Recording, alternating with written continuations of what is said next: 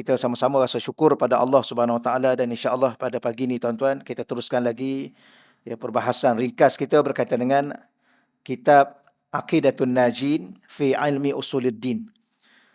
Kitab Syekhul Zainal Abidin bin Muhammad Al-Fatani rahimahullahu taala. Insya-Allah pada pagi ini kita teruskan pada muka surat 5 ya, betul ya?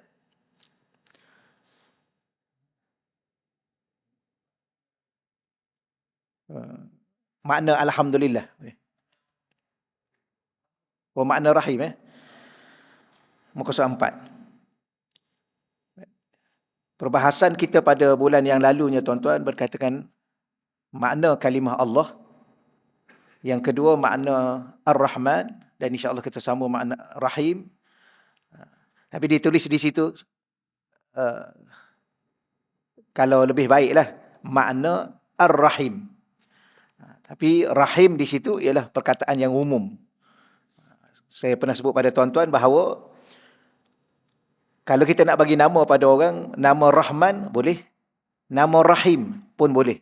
Tapi tak boleh bagi nama Ar-Rahman ataupun Ar-Rahim. Jadi kita nak fahamkan di situ nama yang merujuk pada nama Allah, iaitu Ar-Rahim.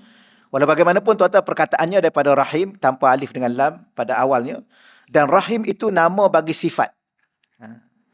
Atau dalam bahasa Arab disebut ismus sifat. Saya ulang lagi sekali pada tuan-tuan yang mungkin tuan-tuan masih ingat. Nama Allah ni dibahagi kepada dua. Ismus zat dengan ismus sifat. Ismus zat nama kepada diri Allah. Iaitu yang kita selalu disebut Allah, yang kita bahaskan pada bulan yang lalu. 99 nama Allah itu disebut ismus sifat. Maka Ar-Rahim, ismus sifat, iaitu nama yang menunjukkan sifat Allah. Iaitu sifat penyayang. Baik, saya ulang lagi sekali tuan-tuan. Dan Rahim itu nama bagi sifat, pula am pada lafaznya. Am ni umum pada lafaznya, artinya harus dinamakan dengan dia akan yang lain daripada Allah. Disebut Rahim.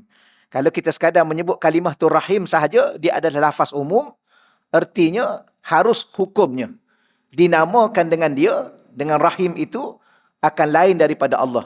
Itu kita boleh bagi nama pada orang dan sebagainya. Baik, dan muka surat 5. Dan khas pada maknanya kerana tertentu mengasihi Allah, iaitu bagi kaum yang mukminin jua pada hari kiamat. Secara umum boleh kita bagi nama Rahim dengan makna penyayang. Secara khususnya dia adalah nama kepada Allah. Nama dari sudut mana? Iaitu Allah Ta'ala itu mengasihi, menyayangi orang-orang mukmin sahaja pada hari kiamat nanti. Tuan-tuan sekalian, kalau kita buat sedikit perbezaan, apa beza antara Rahman dengan Rahim? Rahman ni adalah nama Allah yang umum di dunia ini. Sama ada orang kafir, orang mukmin, orang musyrik, semuanya Allah pemurah. Saya pernah sebut pada tuan-tuan sebelum ni, Rahman ni Allah murah dengan makhluk-makhluknya di atas satu perkataan walaupun. Walaupun mukmin, walaupun kafir, walaupun taat, walaupun maksiat, walaupun berdosa, Allah murah dunia. Tapi Rahim yang kita baca pada pagi ini hanya khusus untuk orang-orang yang beriman kepada Allah, terutamanya di akhirat nanti. Di akhirat nanti tidak ada lagi orang kafir, orang musyrik yang akan mendapat kasih sayang Allah yang dinamakan Rahim. Kerana Rahim itu secara khususnya untuk orang-orang beriman sahaja. Itulah tuan-tuan secara umum, secara ringkas. Kemudian memulai pula oleh musannif. Huruf sad tu ya, jangan baca dengan sin. Musannif. Apa makna musannif? Pengarang kitab ni. Permulaannya pengarang kitab memulakan dengan Bismillahirrahmanirrahim. Kemudian selepas Bismillahirrahmanirrahim, musannif pengarang kitab ini memulakan dengan mula yang kedua. Kerana memberitahu ia akan bahawasanya permulaan itu ada dua bahagi.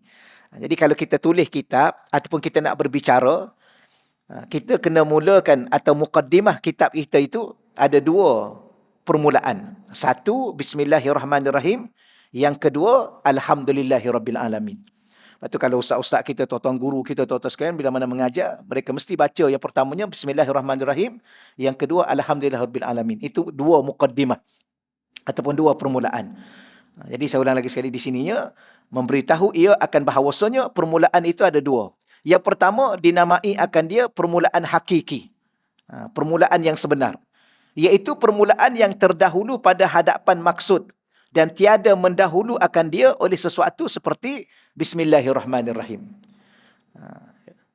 Cuma kita ni kadang-kadang kita nak mengajar ni, kita mula dengan apa? A'udzubillahi minasyaitonirrajim, Bismillahirrahmanirrahim. Pun boleh.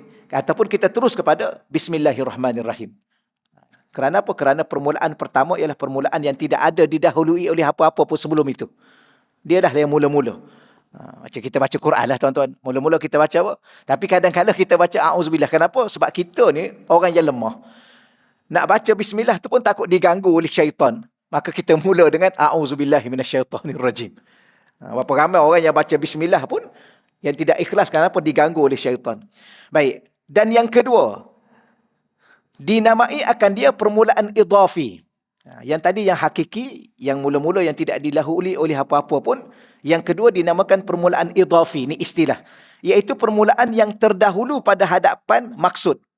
Dan jikalau mendahulu akan dia oleh sesuatu sekalipun seperti Alhamdulillah, maka ia iaitu sesudah didahului dengan Bismillah. Ini jadi permulaan kedua, ialah permulaan yang idhafi, iaitu dah ada permulaan sebelum daripada itu. Ini ilmu lah tuan-tuan sekalian secara umum pada kita. Baik, bila mana dimulakan dengan Alhamdulillah setelah Bismillahirrahmanirrahim, apakah maksud Alhamdulillah? Maka berkata ia, Alhamdulillah artinya bermula segala puji itu bagi Allah. Baik, kenapa ulama-ulama dahulu menterjemahkan bermula? Kerana Alhamdulillah itu dia dinamakan mubtada'. Permulaan bicara dari segi ayat tersebut. Boleh ya?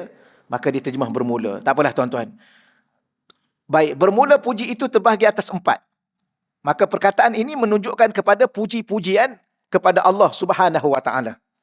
Kerana dialah Tuhan yang berhak dipuji, kerana segala apa yang kita miliki, segala apa yang kita ada pada hari ini termasuk diri kita dan segala nikmat yang ada pada diri kita dan di luar daripada diri kita ini, nikmat berkeluarga, nikmat segala-galanya adalah daripada Allah, pemberian Allah, milik Allah Subhanahu wa taala. Baik, maka dia bicara pula kepada kita tuan-tuan, bermula puji itu terbahagi atas 4. Kalau kita belajar bab nak puji ni, ada berapa jenis puji? Maka dikatakan puji-pujian ini ada 4. Yang pertama, puji qadim bagi qadim. Ni tuan-tuan, saya rasa tak perlu saya hurai panjang sangat tuan-tuan sekalian. Ni mungkin tuan-tuan dah belajar yang ini. Iaitu puji qadim kepada qadim. Apa makna puji qadim kepada qadim? Iaitu puji Allah akan dirinya sejak azali ataupun pada azali. Puji Allah kepada diri dia. Yang kita duk puji Allah ni, Alhamdulillah, Alhamdulillah, Alhamdulillah. Itu kita puji Allah. Dan ia adalah ayat Al-Quran dalam surah Fatihah, ayat yang kedua. Surah Fatihah ini, Al-Quran adalah firman Allah, kalam Allah. Berarti Allah Ta'ala itu memuji dirinya. Macam orang tanya kita lah, siapa bagi nama kepada Allah? Boleh ke tanya soalan ni tuan-tuan? Allah kata dengan nama Allah. Bismillah, dengan nama Allah. Allah tak ada nama? Ya, ada nama. Siapa bagi nama pada Allah? Allah memberi nama pada dirinya. Di mana dalilnya? Kita baca Bismillah itu dengan nama Allah, yang merujuk kepada nama kepada zat Allah. Yang begitu juga kita kata, siapa yang puji Allah? Yang permulaannya Allah memuji dirinya sejak azali. Itu dinamakan puji Allah kepada dirinya. Segala puji bagi Allah. Maka tuan-tuan sekalian, dinamakan puji qadim kepada qadim. Puji Allah kepada Allah. Allah itu bersifat qadim. Apa makna qadim? Yang tidak ada permulaan. Ini kita akan belajar detailnya pada masa ke depan nanti tuan-tuan. Dan yang kedua, puji qadim kepada hadis. Iaitu puji, memuji Allah Ta'ala bagi anbiya-Nya dan awliya-Nya. Di mana Allah memuji nabi-nabinya dan Allah memuji wali-walinya. Dan nabi-nabi dan wali-wali ini adalah makhluk. Maka makhluk itu salah satu istilah lainnya ialah hadis. Saya ulang lagi sekali pada tuan-tuan ya, kita sebelum ini. Kita ni makhluk. Apa makna makhluk? Yang dicipta oleh Allah. Makhluk ni ada beberapa istilah. Antara contoh lainnya ialah alam. Alhamdulillahirabbil alamin. Segala puji bagi Allah. Dialah pencipta seluruh alam. Apa alam tu? Makhluk. Jadi makhluk ni boleh dinamakan makhluk dan dia juga dinamakan alam. Ada satu lagi istilah makhluk ialah al-hawadis. Al-hadis ni satu. Al-hawadis tu tu banyak. Apa makna hadis? Benda-benda yang baharu. Apa makna benda yang baharu? Yang ada permulaan. Macam saya dengan tuan-tuan ni, ialah selain daripada namanya makhluk yang dicipta, kita juga diistilahkan al-hadis ataupun al-hawadis. Apa makna al-hawadis? Iaitu makhluk yang wujudnya ada permulaan. Tuan-tuan masih ingat lagi, bila tuan-tuan mula? Mula apa? Mula ada. Ingat tak? Bila tuan-tuan mula ada? Tak ingat ya? Tuan-tuan kena tanya balik, ada kat mana? Sebab kita ni makhluk, mesti ada tempat. Ada di alam roh, ada di alam kandungan, ada di alam dunia sekarang ni. Tapi paling-paling kurang bila mana kita berbicara, sekarang ni lah ya. Ke alam kandungan, tuan-tuan ingat? Tuan-tuan bila ada? Yang benih ayah kita masuk ke perut ibu kita, rahim ibu kita, mula kita terbentuk sekumpar darah. Ingat tak yang tu? Yang tu tak ingat lah ya. Kemudian yang setakat mana kita ingat, bila kita lahir, tu ada tarikh, itu ada hari, itu ada masa. Di situlah permulaan diri kita ada di dunia ni. Sebelum tu dah ada. Di mana? Di alam kandungan. Sebelum tu dah ada. Ada di alam roh. Sebab diri kita sebenarnya adalah roh. Okay? Yang jasad ni adalah diibarat kalau burung sangkar sahaja. Ya? Burung yang ada dalam sangkar tu diri. Sangkar tu bukan burung. Sama juga kita ni. Tapi tak apalah tuan-tuan, nanti kita bercakap macam tu orang rasa pelik pula kan. Sebab tu kita kata manusia ni kena ada jasad, kena ada roh. Tapi hakikat diri manusia adalah roh. Kena saya nak cerita lagi sekali yang kita cerita belum ni. Bawa contoh ginilah tuan-tuan, contoh mudah. Kalau pagi ni lah kita pergi minum dengan siapa-siapa. Tapi guru saya dulu, dia contoh dia Pak Mat. Contoh lah tuan-tuan. Kalau pagi, contohlah pagi tu kita minum dengan Pak Mat. Tak kira lah tuan-tuan minum teh ke, minum kopi ke, makan roti canai banjir ke. Okey, selesai minum lebih kurang dalam pukul 8, minum di kedai. Pak Mat balik rumah dia, kita balik rumah kita. Duduk sekejap tuan-tuan sekalian, 5 minit, 10 minit, orang rumah dia telefon. Dia kata, tuan, Pak Mat dah tak ada dah, Pak Mat dah pergi dah. Kita pun spontan sebut, inna lillah wa inna ilaihi raji'un. Betul ya? Kena nak tanya dia pergi mana. Ni lambat faham lah tuan-tuan. Tuan, Pak Mak dah tak ada dah. Dah pergi dah. Dah balik alam baqa dah. Kita pun spontan akan sebut inna lillah wa inna ilaihi raji'un. Maka kita bila? Baru sekejap tadi 10 minit. Kita ambil motosikal, kita kereta, kita pergilah. Ya. Pergi tengok. Tu ada tu. Tapi duduk terlentang tu. Baik, yang terlentang tu, yang baring tu Pak Mak ke siapa? Yang tu mayat. Yang tu jenazah. Habis Pak Mak mana? Pak Mak dah tak ada. Tuan-tuan nak minum lagi dengan roti canai dengan dia, makan roti canai, minum pagi-pagi dengan dia. Nak lagi yang tu dan tu? Yang duduk baring tu nak? Tak ada lah. Kenapa tak nak? Kita nak minum dengan Pak Mak, bukan nak minum dengan yang tu. Yang tu jasad, yang tu mayat. Jadi Pak Mak sebenarnya, yang tuan-tuan duduk sembang dengan dia, duduk minum pagi dengan dia. Yang mana Pak Mak? Dia dah tak ada, dia dah pergi. Boleh tuan-tuan? Kau lain macam aja rasa. Sama tuan-tuan dengan isteri tuan-tuan duduk bercakap dengan dia tu. Yang mana tu? Tapi kalau dia dah pergi, dia duduk terlentang kat dia terbaring sebagai satu jasad. Itu bukan dia dah. Itu jasad dia sahaja. Dia dah tak ada. Okey ya? Jadi kita ni sebenarnya mana ni? Yang mana satu kita ni? Yang mana benarnya? Dulu bukan main lagi sehidup semati ya? Ya ke? Berjanji sehidup semati. Tiba-tiba kawan tu mati, kawan tu dah pergi dah.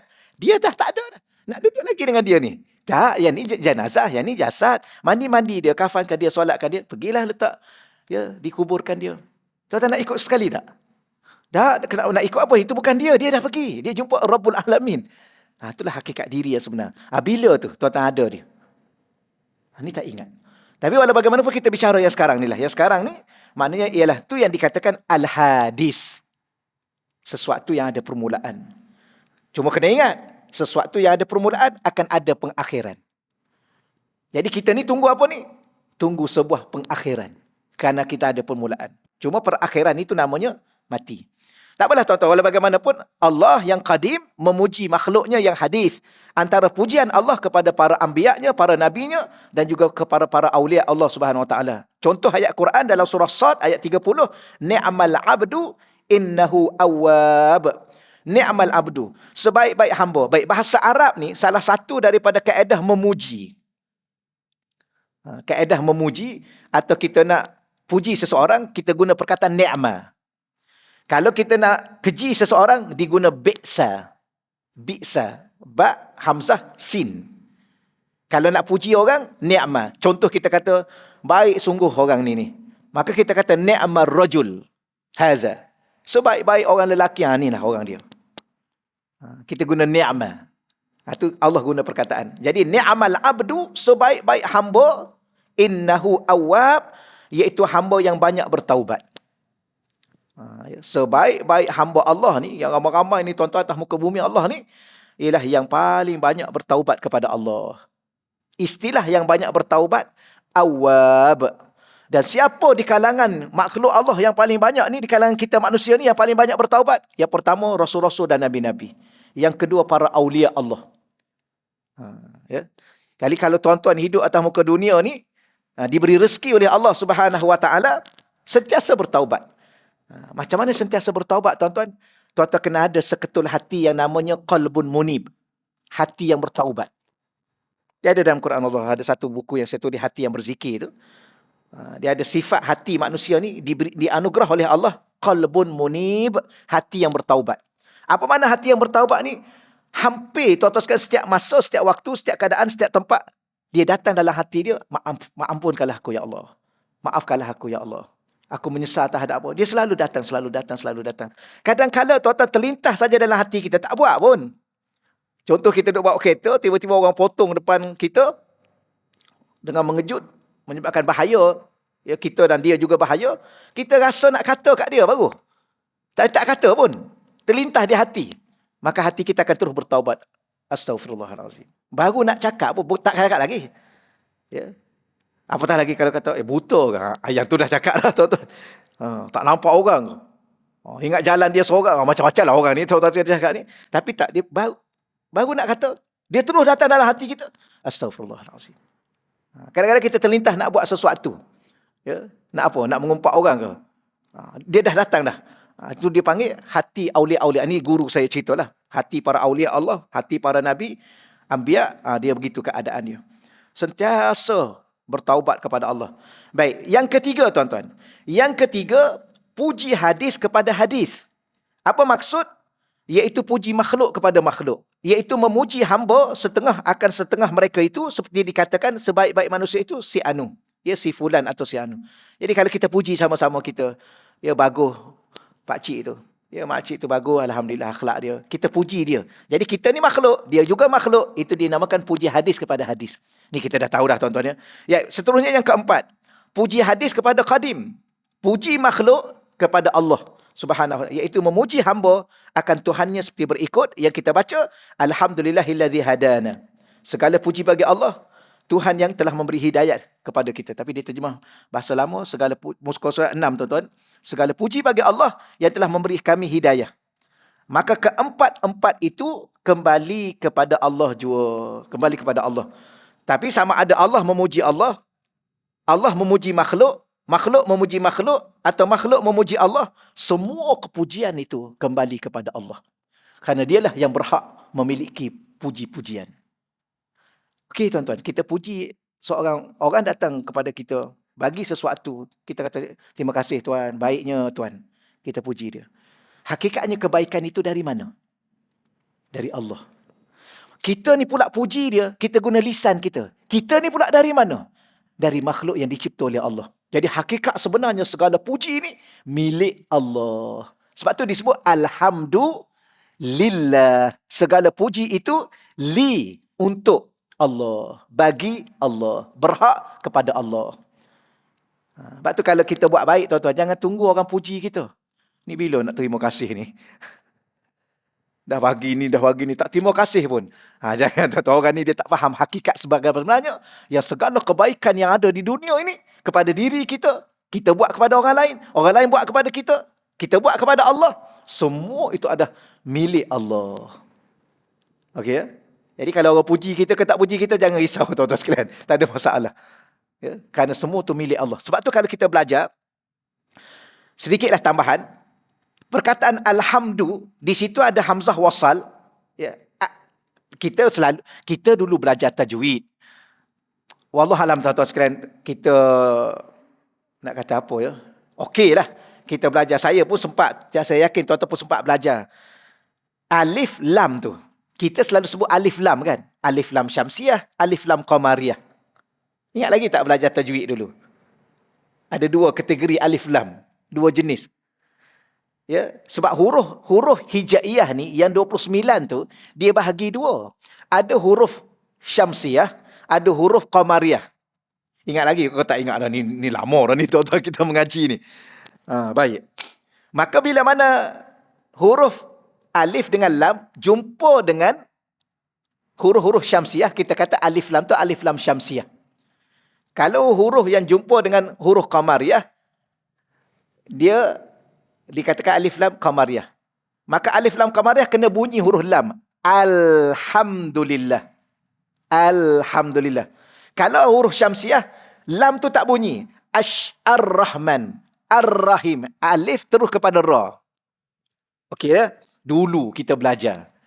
Bila mana kita belajar, kenapa belajar dulu kita belajar macam tu? Sebab dulu Quranul Majid. Ingat lagi tak? Saya rasa tuan-tuan ni ingat ni. Kalau ni, mungkin adik kita ni rasa tak sempat baca Quranul Majid. Betul ya? Habis sekarang duk baca Quran apa? Al-Quranul Karim. Cuba tengok muka depan tu. Ada tak lagi Quranul Majid kat rumah? Kelupus dah. Ya, bagi kat jawatan agama dia lupus. Quran dulu ingat tuan-tuan, Quran yang cetakan India dulu. Dia ditulis dengan resam imla'i. Huruf alif dia tak ada alif kecil, dia ada alif besar. Maka yang depan tu alif, lepas tu lam. Tapi kalau kita baca resam Osmani, Quranul Majid, resam Osmani. Tulisan Quran dia ada dua. Satu tulisan imla'i, tulisan ikut Arab asal. Tulisan Arab biasa, Arab biasa. Mana-mana Arab pun dia akan tulis biasa. Yang kedua, resam Osmani. Yang dia alif kecil itu. Ya. Contoh solat. Solat kan alif, lam, sad, lam, alif, ta marbutah. Itu tulisan lama. Bukan nak kata lama, dah tulisan Arab biasa. Yang resam Osmani, alif, lam, sad, lam, ada waw. Ada ta marbutah. Atas waw tu ada alif kecil. Perasan ya? Kau tak perasan, dah duduk baca Quran hari-hari kan? Kau tak perasan? Tapi kita dah biasa duduk baca, tak perasan ada alif kecil. Dia ada alif. Baik. Tak apa, saya nak bagi tahunya, bila mana kita baca resam Osmani, alhamdu, yang awal tu bukan alif. Itu hamzah wasal. Hamzah wasal. Lam tu lam apa? Lam tu bukan lam syamsiah atau lam qamariyah. Lam tu lam ta'rif. Apa makna lam ta'rif? Lam yang akan merubah satu perkataan yang umum, dia jadi khusus. Jadi alhamdu, segala puji khusus hanya untuk Allah. Khusus hanya milik Allah. Yang sebenar-benarnya tuan-tuan kita ni tak layak sedikit pun untuk dipuji. Kita nak puji apa pada diri kita? Nak suruh orang puji apa kat kita? Akhlak kita baik. Sebelum tu tanya dulu, kita ni ada ni siapa yang cipta? Allah yang cipta. Kita ada ni pula, kita hidup. Siapa yang hidupkan? Allah yang hidupkan. Kemudian bila mana kita ada, kita hidup ni, kita ni tahu nak buat itu, nak buat ini. Siapa yang bagi ilmu? Allah yang beri. Kemudian akhlak kita yang jadi baik ni, adakah sebab kita ni baik? Tak, belum tentu tuan-tuan. Allah yang bagi hidayah, bagi taufik, maka kita jadi orang baik. Ni macam pagi-pagi ni kan. Rasa baik sikit ya? Tak rasa baik. Boleh datang tuan-tuan macam pagi-pagi ni. Oh, semalam hujan ke? Sejuk lain macam pagi tadi. Dia seronok tidur dah sedap. Tapi bangun juga tuan-tuan, mandi juga kita. Sejuk lah hari ni, mandi. Okey, kerana apa? Sebab kita baik. Tak, Allah jadikan kita ni orang yang soleh. Pagi-pagi boleh datang. Boleh datang ni macam Tuan Haji kan. Guna tongkat. Kenapa? Tuan-tuan ni duduk menyandar dinding ni. Yalah ni lenguh ni ya. Ni. Tapi kenapa datang juga? Allah yang bantu kita. Habis sekarang ni nak puji siapa? Puji hanya milik Allah.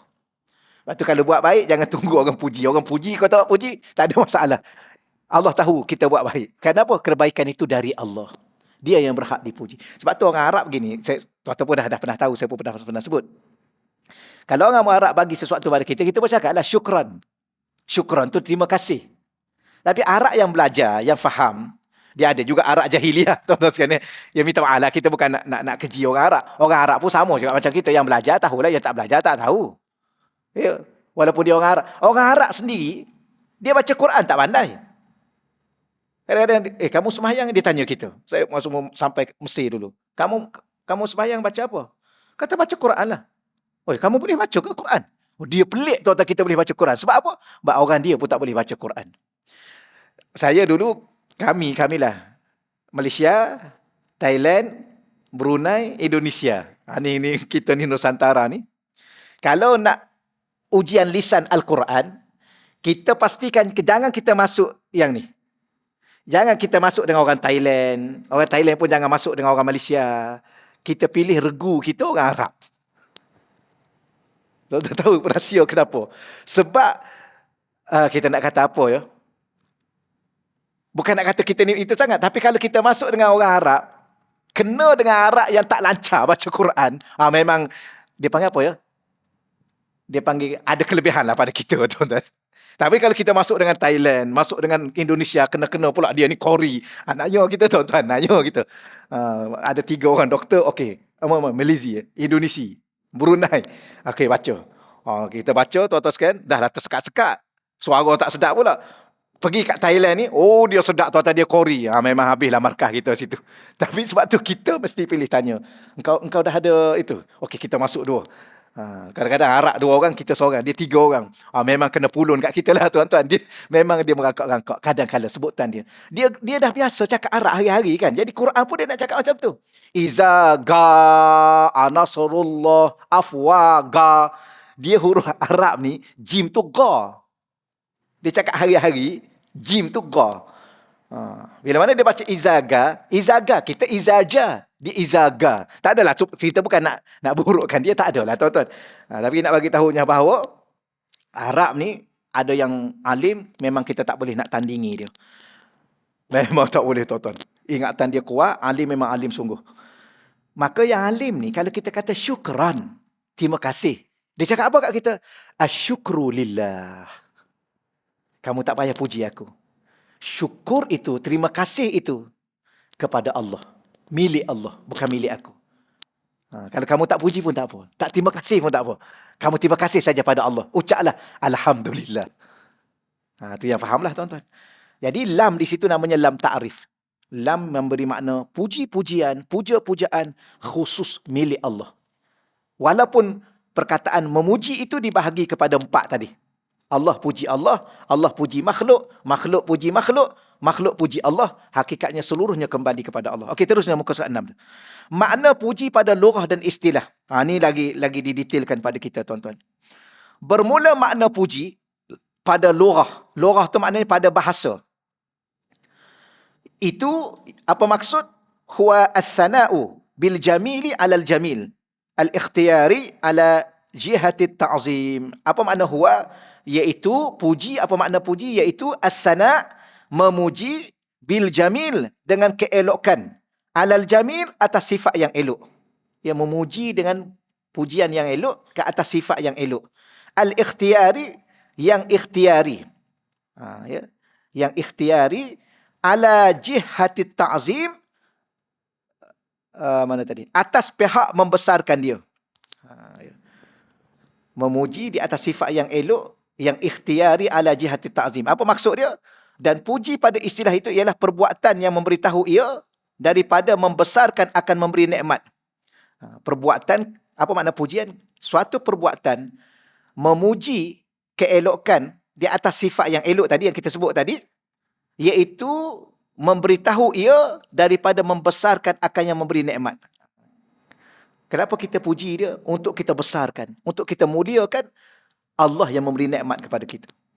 Ataupun kalau orang datang bagi sesuatu pada kita, maka kita puji dia. Tujuan apa kita puji dia? Nak muliakan dia. Kenapa? Sebab dia bagi sesuatu pada kita. Kalau orang yang memberi sesuatu kepada kita pun kita puji dia kerana memuliakan dia, kerana membesarkan dia, bagaimana Allah Subhanahu Wa Taala yang memberi segala-galanya pada kita. Dengan sebab keadaan yang memberi nikmat atas orang yang memuji atau atas orang yang lainnya. Sama ada perbuatan itu perkataan dengan lidah, atau iktikad dengan hati, atau amal dengan segala anggota. Jadi ni tuan-tuan sekalian, minta akan sebut yang mungkin bawah tu dia cerita. Puji ni sama ada kita puji dalam bentuk lisan, syukran, terima kasih, ataupun dalam bentuk hati kita, merasa hargai apa yang dilakukan, apa yang diberi, atau amal dengan segala anggota, ataupun kita tunjukkan dengan anggota kita bahawa kita berterima kasih kepada dia. Jadi kalau dari segi di bawah tu dia tulis apa tuan-tuan? Tak apa, yang tu ada setengah ulama mengatakan puji itu yang sempurna berlaku dengan 3. Puji, kita puji. A buat baik pada kita, maka kita terima kasih pada dia, atau kita puji dia. Ada 3 kalau sempurna. Pertama dengan lisan. Terima kasih Tuan ya. Yang kedua adalah hati kita rasa menghargai. Ada rasa tak? Ada.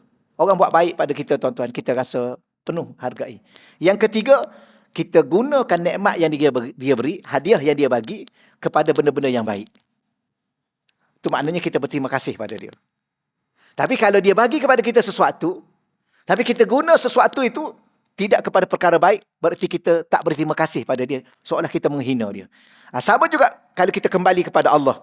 Allah bagi kepada kita apa tuan-tuan? Nikmat sehat, contoh. Maka kita kata alhamdulillah, terima kasih ya Allah engkau bagi aku sehat. Dalam hati kita rasa apa? Hargai pemberian Allah.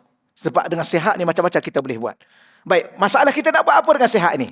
Maka kita taat kepada Allah. Itu berarti kita syukur kepada Allah. Tapi kalau Allah bagi nikmat sehat kepada kita, kita kata alhamdulillah, mulut kita.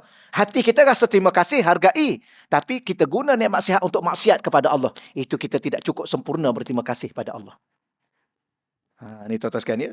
Sebab tu setiap nikmat, dia ada 3 tadi. Tuan-tuan dapat sehat, tuan-tuan dapat cucu, tuan-tuan dapat apa sahaja, ya. Maka pertama, alhamdulillah. Yang kedua, Allah nak tengok dalam hati kita rasa hargai. Ya. Dia begini, kalau bahasa lah tuan-tuan minta maaf ya.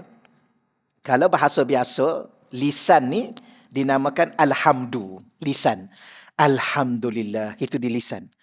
Di hati, itu perkataan yang dia guna tadi. As-sana. As-sana tu di hati. Dia bukan alhamdulillah. Alhamdulillah di sini, di lisan. As-sana rasa hargai, rasa seronok, rasa terima kasih, rasa. Ya, macam kita bagi hadiah kat orang lah tuan-tuan. Ya, kadang-kadang mulut dia tak cakap terima kasih, tapi muka dia, ya Allah, senyum muka dia. Betul ya? Itu apa tu? Hati dia gembira. Hati dia rasa terima kasih. Cuba tuan-tuan bagi. Cuba bagi barang kemah kat isteri tu kan. Kalau ada senyum. Senyum dulu ke terima kasih dulu? Nampak ceria, dapat barang kemah. Betul lah tuan-tuan ya. Dulu-dulu lah. Sekarang ke nak pakai lagi sekarang ni? Dulu-dulu musuh bagi hadiah hari perkahwinan, ulang tahun. Nama apa? Anniversary tu. Bagi hadiah. Tak terima kasih pun. Senyum, ya Allah, gembiranya, ya Allah. Nampak? Itu hati dia. Jadi kena ada lisan dia. Sepatutnya dia terima kasih abang ya. Baru dia senyum. Mana dulu tuan-tuan biasanya? Hati dulu lah. Tapi kalau guna perkataan yang di sini, hati dulu. As-sana tu di sini. Senyum. Kemudian baru terima kasih. Kemudian dia guna tu untuk apa? Kalau orang perempuan ni dia guna menggunakan barang kemah yang diberi oleh suami dia itu untuk dia pakai di saat suami dia ada. Tu dia hargai suami. Tapi masa suami dia ada, dia tak pakai. Masa pergi kenduri baru dia pakai. Tu dia buat apa tu? Dia buat untuk siapa tu? Boleh ya? Ni contoh lah. Contoh banyak tu. Saja saya bagi tahu lah. Saja beli barang kemah dia simpan. Dia beli dia simpan. Masa dia nak pergi kenduri baru dia pakai. Dia nak tunjuk kat siapa tu? Maka sebenarnya dia bukan menghargai kita dengan perbuatan dia. Dia nak tunjuk kat orang lain. Dia menghargai orang lain. Padahal bukan orang lain pun bagi kat dia. Saja saya sebut begitu tuan-tuan. Sama juga kita bagi baju kat dia. Kita suruh pakai. Kita nak tengok. Tak. Dia tak pakai. Dia pakai baju apa? Lusuh yang lusuh kat rumah. Masa nak kenduri tuan-tuan. Dekat berjam kita tunggu. Rupanya duduk bersolek depan tu. Dia nak terima kasih kat siapa baju yang dia bagi tu. Sama juga kita dengan Allah. Kita dengan Allah, Allah bagi sihat. Nak ke mana pergi? Masa dia sihat, dia pergi mana? Pergi UK, pergi US, pergi China, pergi mana? Masa sakit, baru datang surau. Okey ke tuan-tuan contoh tu? Ke nak contoh lain lagi? Jadi apa maksudnya? Jadi maksudnya memuji Allah itu, berterima kasih pada Allah itu sama ada dengan lisan atau dengan hati atau dengan amal. Okey, selesai di situ. Masih okey lagi ke? Baik, rukun puji. Bermula rukun puji itu 5 perkara. Ni tuan-tuan sekalian, oleh kerana memuji Allah itu ibadah. Okay, memuji itu ibadah. Menyebut kalimah alhamdulillah, memuji Allah itu adalah ibadah. Kata ulama, doa yang paling makbul dalam banyak-banyak doa ialah alhamdulillah. Kenapa? Allah ni di saat kita berterima kasih kepada dia, yang Allah sebut ayat Quran tu, la in syakartum la azidannakum, kalau kamu berterima kasih, aku pasti akan tambah lagi. Jadi doa yang paling mudah supaya makbul, Allah tambah, Allah tambah, Allah tambah nikmat yang ada, alhamdulillah. Lepas tu tuan-tuan, kita diminta baca berapa kali satu hari? 33 lepas solat. Solat ada berapa kali? Ada 5. 33 kali 5, tu paling kurang. Tapi ada orang baca 1000 kali satu hari. Alhamdulillah, Alhamdulillah, Alhamdulillah, Alhamdulillah, Alhamdulillah, Alhamdulillah. Di luar daripada selepas solat lah. Yang tu jangan tambah 1000 tuan-tuan. Yang tu 33. Dia zikir ni, dia ada zikir mutlak, dia ada zikir muqayyad. Apa makna zikir yang mutlak? Zikir yang boleh kita baca berapa banyak kita nak baca. Mana dalil Quran, ya ayyuhalladzina amanu dzkurullaha dzikran katsira. Orang beriman, kamu berzikirlah sebanyak-banyaknya. Tuan-tuan nak baca apa? La ilaha illallah. Berapa kali satu hari? 1000. Baca. Tuan-tuan nak baca subhanallah. Berapa kali? 10,000. Baca. Ini namakan zikir mutlak. Adalah satu lagi zikir muqayyad. Zikir muqayyad iaitu zikir yang telah Nabi tetapkan masa dia dan bilangan dia dan apa nak baca. Contoh, zikir lepas solat. Baca dia bila? Lepas solat. Berapa kali nak baca? Apa yang nak dibaca? Subhanallah, alhamdulillah, Allah akbar. Berapa kali? 33, 33, 33. Ini namakan zikir muqayyad. Istilah ni ya tuan-tuan, ni tak pernah dengar ni. Ni istilah dalam kitab-kitab fiqh atau kitab-kitab tasawuf. Dia istilah dia ialah zikir yang telah Nabi tetapkan masa. Bila nak baca? Lepas solat. Apa nak baca? 3 ni. Berapa kali nak baca? 33, 33. Genapkan dengan apa? Genapkan dengan la ilaha illallah. Yang tuan-tuan duk baca tu, la ilaha illallah wahdahu la syarikalah. Apa kelebihan dia? Kelebihan dia, Allah ampunkan dosa kita sekalipun dosa kita sebanyak buih di laut.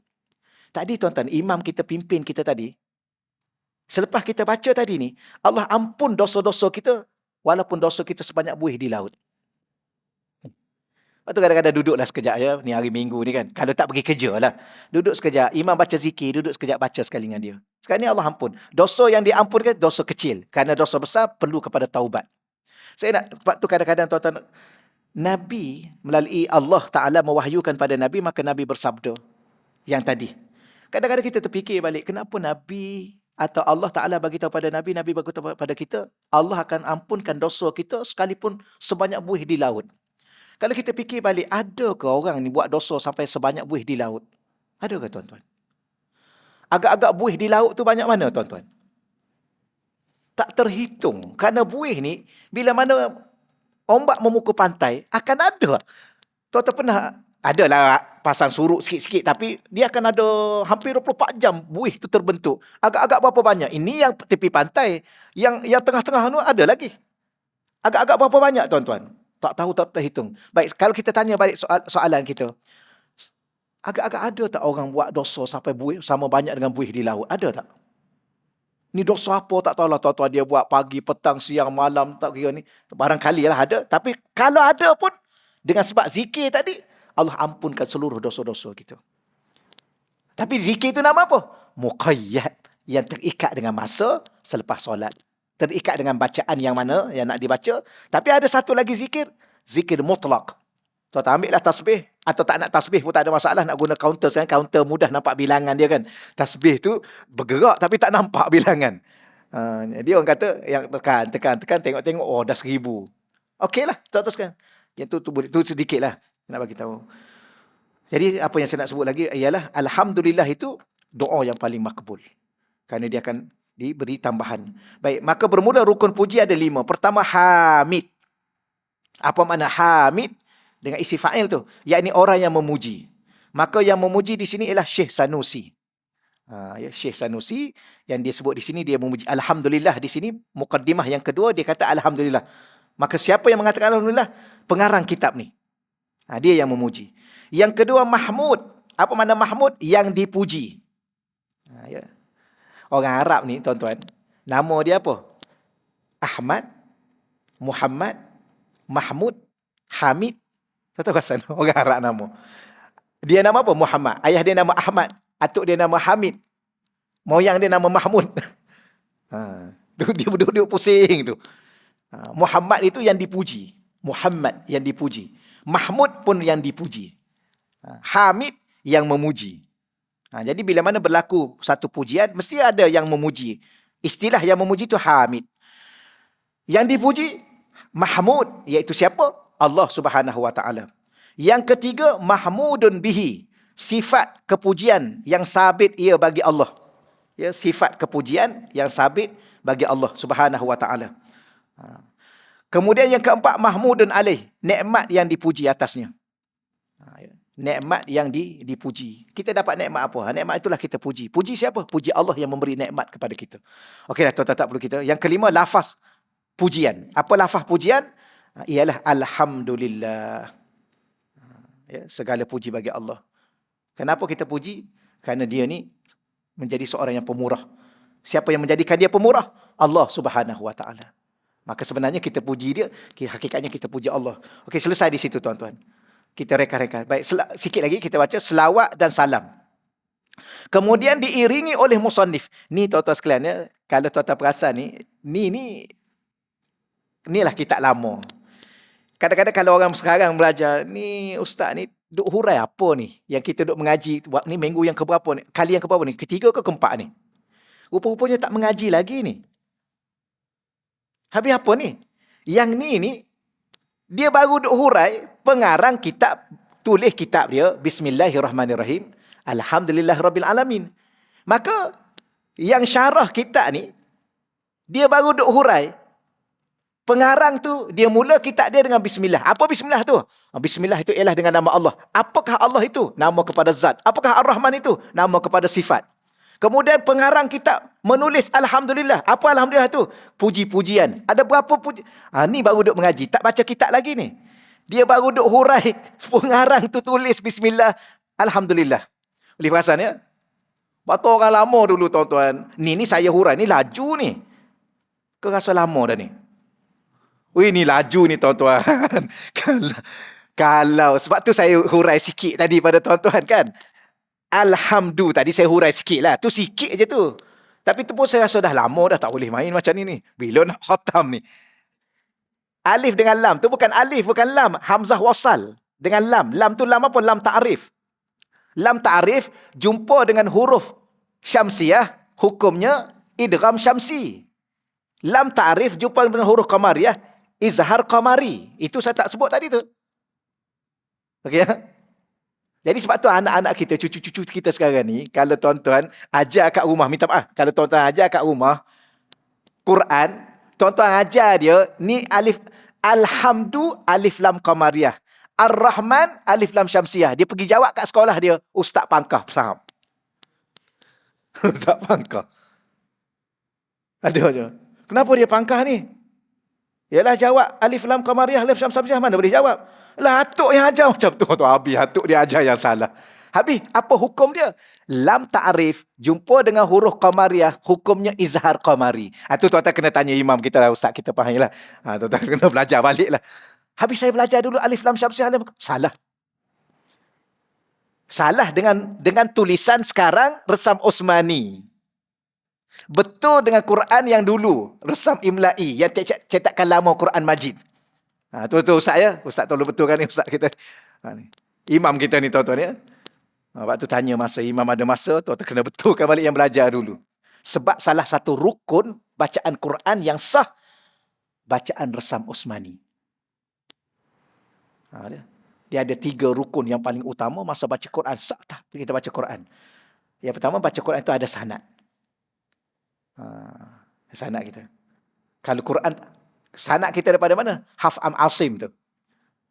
Imam tak apalah, saya tak nak cerita panjang lah tuan-tuan. Rujuk balik. Tak apa. Apa yang saya nak cerita bahawa yang saya hurai kat tuan-tuan ni agak laju dah ni. Ya, kalau kita tak berganjak lagi. Apa yang tak berganjak? Duk hurai bismillah pun tak habis-habis lagi kalau kira-kiranya. Hari dah belajar? Tak belajar. Pensyarah kitab ni hanya hurai kenapa Pengarang kitab mulakan dia. Kemudian apa lagi? Selawat dan salam. Kemudian kita baca di sini sedikit, diiringi oleh musannif, pengarang kitab yang asal ni, siapa dia? Imam Sanusi itu, dengan selawat dan salam atas Nabi Muhammad dengan katanya, dia kata apa? Wassalatu wassalamu ala Rasulillah. Apa makna wassalah dan selawat?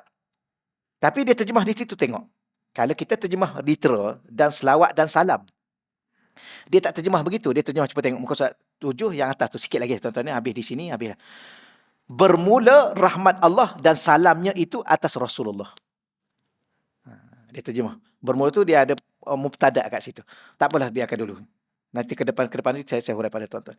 Dan bermula rahmat Allah. Jadi selawat ini diterjemah dengan rahmat. Baik. Kalau Allah kepada kita atau kepada Nabi, perkataannya selawat. Perkataannya selawat tu dah jamak, dah plural. Kita ni kata berselawat, itu dah plural. Satunya solat. Tu, as-salah. Jadi solat ni, ada waktu dia memberi makna solat yang kita sembahyang. Ada waktu dia memberi makna selawat yang kita selawat baca kepada Nabi. Bila mana kita baca selawat kepada Nabi, kan Allah selawat juga kepada kita. Bagi kita selawat kepada Nabi, kita doa kepada Nabi supaya Nabi itu dinaikkan lagi maqam di sisi Allah. Allah berselawat kepada Nabi, Allah menurunkan rahmatnya. Begitu juga Allah berselawat kepada kita, itu maknanya Allah merahmati kita. Tapi perkataannya as-salah. Boleh tuan-tuan? Ada pun solat yang kita solat ni, solat juga. Apa makna secara bahasa dia? Doa. Jadi, solah, perkataan solat, sod, lam, alif, ta tu yang kita tulis tu, dia memberi makna solat, sembahyang. Dia juga memberi makna selawat. Dia juga memberi makna doa. Dia juga memberi makna rahmat. Tengok situasi keadaan. Kalau kita baca selawat kepada Nabi, itu kita doa supaya Allah mengangkat lagi kemuliaan Nabi. Dengan sebab kita baca selawat pada Nabi itu, kita doa, Allah juga berselawat kepada kita, Allah rahmati kita. Tapi perkataannya sama. Okey, selesailah tuan-tuan ya. Yakni Nabi Muhammad sallallahu alaihi wasallam sungguhnya mendatang ia dengan selawat atas Nabi sallallahu alaihi wasallam kerana warid yang datang daripada hadis. Warid tu yang datang daripada hadis. Ya, macam mana kita ni untuk berselawat kepada Nabi, mana dalilnya, mana buktinya? Kerana apa? Dia datang daripada warid, daripada hadis. Apa yang hadis mengatakan? Man salla alayya fi kitabin lam tazalil malaikah. Kita terus terjemah tuan-tuan. Man, sesiapa sahaja, salla, yang telah berselawat. Salla tu fi'il madhi kalau kita belajar. Telah berselawat. Alayya, ke atas aku. Fi kitabin. Yang mana di selawat itu atas ataupun di dalam kitab. Apa maknanya? Masa dia tulis kitab, dia tulis selawat kepada baginda Nabi. Dia ada baca tanpa tulis, dia ada baca dan tulis. Kita mesti kita nak tulis, kita baca wassalah, wassalam, tapi kita tulis. Maka Nabi kata, sesiapa di kalangan kamu wahai umatku yang telah berselawat kepadaku, tapi selawat itu dengan cara dia tulis dalam kitab dia, lam tazalil malaikah, nescaya sentiasa para malaikat-malaikat Allah tastaghfiru lahu, meminta ampun ia baginya, bagi orang yang tulis tadi, madamasmi, selama mana namaku fi zalikal kitab, berada dalam kitab itu. Jadi tuan-tuan, kalau boleh tuan-tuan sekalian dia, ambil pen ke apa, tuan-tuan tulis dah dalam buku tuan-tuan ni, dalam kitab tuan-tuan ni, tulis selawat kepada baginda Nabi. Selama mana buku ni kekal, sampai kiamat mungkin kalau dia kekal, selama itulah malaikat akan minta ampun kepada kita. Selama mana nama Nabi, selawat pada Nabi ada dalam kitab tu. Cara mudah tuan-tuan sekalian, beli kitab apa-apa, ya, kitab fiqh ke, kitab tauhid ke, tuan-tuan beli, tuan-tuan pun wakaf kat masjid, wakaf kat surau. Ni ada. Maka mesti orang surau ada siaknya, dia akan jaga. Harap-harap kitab ni tak makan di anai-anai atau tak rosak dari banjir. Sampai kiamat kalau kitab ni duduk kat surau tu, kita dapat pahala dari segi, bukan apa ni, malaikat mohon ampun kat atas diri kita. Itulah ya. Dah kita ni nak tunggu tulis kitab, tak ada lah ya. Ke ada rasa nak tulis kitab? Ada guru saya seorang tu, orang tanya dia alim. Kenapa tuan guru tak tulis kitab? Dia kata, saya ambil pendirian saya tak tulis kitab sebab apa? Sebab yang ada ni pun tak habis nak baca. Kitab yang ulama tulis daripada dulu sampai hari ni pun kita dah tak habis nak baca. Kalau dia tulis pula kita, bila nak baca kata dia. Jadi tak apalah. Dia mengajar-ngajilah dengan dia, catatlah apa yang nak catat. Tapi ada anak-anak murid dia, tuan-tuan sekalian, rekod, ada anak murid dia catat, anak murid dia dah tulis, letak nama dia. Ni ada juga. Itu salah satu khidmat anak murid kepada guru tu. Dia tak nak tulis. Kenapa tak nak tulis? Dia kata baca kitab yang ulama tulis ni pun tak habis-habis dah. Okey juga tuan-tuan ya. Tapi ada ulama ni menulis je kerja dia. Saya pernah pergi jumpa Habib Sa'ad. Habib Sa'ad masa di Hadramaut dulu. Ni cerita sikit lah tuan-tuan. Saya beli buku kecil-kecil dalam saiz poket. Ya, dalam 5-6 buah kitab lah. Dengan niatnya saya nak pergi jumpa pengarang tu, Habib Sa'ad. Dia Habib Muhammad Al-Idrus. Tapi gelar dia Habib Sa'ad. Baik, pergilah jumpa dia tuan-tuan. Janji dengan dia, ada orang bawa lah, orang Arab tu dia bawa saya. Ada 4-5 orang. Saya pergi niatnya nak minta ijazah dan nak minta izin untuk terjemah, nak sebar kat Malaysia. Buku kecil-kecil. Janji pukul berapa? Pukul 7 ke pukul 8 gitulah tuan-tuan. Pergi ketuk-ketuk pintu, dekat setengah jam tak buka. Dia tak buka. Kemudian tak apalah, kita pergi ziarah ulama' lain dulu. Balik tu baru pergi jumpa balik. Masa pergi tu dalam pukul 10 lebih dah. Dia pun buka. Bila mana buka, saya duk tengok gambar kat belakang ni. Ya, ada kadang-kadang ustaz kan, dia letak gambar. Di buku tu dia letak gambar. Gambar tu muda. Muda tu tidak muda sangat, dalam umur lebih 50 atau awal 60 gitulah. Tengok. Kita pun tak pasal. Bila mana naik situ, dia duduk tingkat atas. Kita pun naiklah tingkat atas. Lepas tu dia, rupa-rupanya tuan-tuan, dia ni dah mengesok dah. Duduk atas tilam. Bila mana kita datang, dia pun mengesok dah bangun. Bangun sikit-sikit mengesok. Tua sangat dah. Baik, bila mana tua sangat, dia pun kata apa? Minta maaf lah. Kita janji pukul 8 tadi, tapi dia kata, aku tertidur, dia kata. Memang patutlah tuan-tuan. Memang patut. Maknanya dia pun benar nak bangun pun tak lagak. Kuruh kering. Kuruh lah tuan-tuan sekalian. Tak lagak dah. Oh patutlah, maknanya dia penat, dia tidur. Oh tak apa, kata Habib, tak apa, tak ada masalah. Tapi ada ajak apa? Kami datang ni, ada ni buku-buku Habib ni. Dia kata, mana buku? Dia pun ambil lah buku tu. Tuan-tuan, terkejut kali kedua saya pula. Dia kata dia cari kat pembantu dia. Mana kanta tadi? Bukan cermin mata ni, tuan. Kanta. Kanta ni, besar, kanta besar tu. Dia pun ambil lah buku tu yang saya bawa tu. Dia pun tengok kat ni. Dia rapatkan kat mata dia. Dia pun tengok dengan kanta. Oh betul, dia kata ni buku aku. Aku tulis. Maknanya kalau tengok macam ni tak nampak dah pelihatan dia. Dia pun tengok dengan kanta. Okey, yang kedua. Yang ketiganya dia kata, maaflah aku, semalam aku tak tidur, dia kata. Tu pagi tadi mengantuk, terlelap. Dah janji pukul 8, terlelap. Tak tidur. Kita tanya, Habib duduk buat apa tak tidur? Dia kata, aku duduk menulis kitab. Tengok buku yang ditulis pun dia tengok dengan kanta, tuan-tuan. Macam mana dia menulis kitab? Rupa-rupanya, dia pun tunjuklah aku menulis hatu ni semalam tu, hatu yang tu. Cuba ambil yang tu, aku duduk menulis. Ada kertas macam ni, tuan-tuan. Jadi dia pegang kanta satu, dia pegang pen satu. Jadi dia letak dekat dengan kertas tu, dia tulislah dengan kanta ni. Subhanallah. Saya kata, kenapa tak rehat? Ya, sepatutnya dengan umur dia tu rehat. Dia kata, dunia bukan tempat rehat. Sudah. Aku tunggu rehat dia di sana. Pegang kanta, tengok, tulis. Kita pun tengok, cantik pun tulisan dia. Tuan-tuan tengok, teratur tulisan. Tapi pegang kanta. Maknanya ada ulama' ni tuan-tuan, hidup mati dia ni penuh dengan dia tulis kitab. Kedai-kedai semua kitab dia. Tapi dia tulis saya poket ni. Dia kata, tak apalah, okey, aku izinkan kamu baca kitab ni, terjemah, kamu balik sebar semua sekali kat Malaysia. Lepas tu ada satu kitab tu, kitab An-Niyat. Tuan-tuan kalau boleh cari. Apa makna An-Niyat? Niat. Rupa-rupanya niat ni tuan-tuan, satu rahsia Allah. Yang Allah simpan di sebalik niat yang ada kat hati kita. Rupa-rupanya bukan satu niat yang boleh. Semua benda niat. Tuan-tuan nak duduk ni, tuan-tuan niat tak tadi? Mana ada nak duduk niat kan? Kena niat. Kalau tuan-tuan niat, duduk tuan-tuan, dia jadi ibadah. Ni tuan-tuan duduk pula belah mana? Ni belah kanan saya, tuan-tuan duduk belah kiri. Ada niat tak? Kan dah niat tadi, duduk. Niat duduk belah kiri. Kenapa? Kerana Allah. Tuan-tuan niat menyandar kan? Ada niat tak? Duduk satu, menyandar satu. Oh, begitu rupa-rupanya. Baru kita faham. Tuan Haji duduk atas kursi. Ada niat tak? Duduk satu niat. Duduk atas kursi dua niat. Duduk atas kursi belah kanan saya. Niat pula. Semua Allah bagi pahala. Maknanya setiap denyutan jantung ada pahala. Setiap kelipan mata ada pahala. Oh, baru kita faham.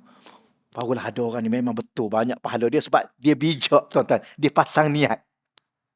Kita ni semua sekali niat. Niat apa? Niat apa dia panggil? Angkat bakul ke? Lillahi ta'ala. Semua lillahi ta'ala. Tuan-tuan tak apa pagi. Sampai petang baru balik pula. Pagi sampai petang. Tak, orang ni duduk di ni niat pakai baju. Tuan-tuan pakai hari ni pakai jubah ke? Pakai baju Melayu. Ke pakai kain. Semua kena niat. Cermin mata niat. Pakai serban niat. Ni keluar nanti nak masuk kereta ni kan? Niat. Niat apa? Semua kan lillah. Kan inna salati wa nusuki. Oh, baru kita faham di situ konsep dia. La haula wala quwwata illa billah. Maka bukan setakat ada pahala, di sebalik tu tuan-tuan Allah buka sesuatu. Sebab niat yang baik, satu niat yang baik, 70 pintu kebaikan Allah buka. Oh, macam tu punya. Tak ada, saya nak terjemah buku tu. Dia pun tengok balik. Yang ni dah ada. Baru ni ada pelajar Malaysia datang jumpa dia, dia dah bagi izin. Tak apalah kalau kamu tak nak terjemah pun boleh, tapi dah terjemah dah, tak apa, kamu cari je yang dah terjemah, kamu baca di mana-mana. Dah ada satu buku tu, An-Niyat, niat. Patutlah kita ni tak dapat banyak pahala. Sebab apa? Kurang niat. Kerana niat tu menukar adat kepada ibadah. Okeylah tuan-tuan, setakat tu dahulu insya-Allah ya. Kita sambung lagi ni dah panjang sangat ni, tak boleh panjang sangat tuan-tuan mengaji. Ada soalan ke tuan-tuan? Kalau ada. Okey sini.